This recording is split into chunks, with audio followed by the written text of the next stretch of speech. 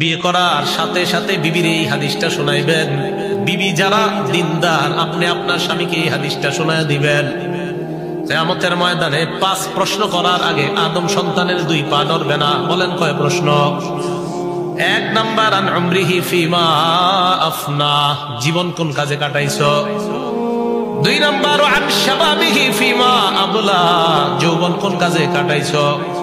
3 number, one মালিহি মিন আইনা ইকতাসাবা, সম্পদ কি হালাল পথে কামাই করেছো নাকি হারাম পথে কামাই করেছো। 4 নাম্বার, ওয়াফিমা আনফাকা, সম্পদ কি হালাল পথে ব্যয় করেছো নাকি হারাম পথে ব্যয় করেছো। 5 নাম্বার, আন ইলমিহি বিমাজা আমিলা ফিমা আলিমা, বিদ্যা সম্পর্কে জিজ্ঞাসা করা হবে। যে বিদ্যা আপনি জানলেন ওই বিদ্যা অনুযায়ী আমল করছেন কিনা। এই যে আজকে হালাল হারামের কথা জানলেন, এই অনুযায়ী আমল করছেন কিনা, এই প্রশ্ন কিয়ামতের ময়দানে করা হবে।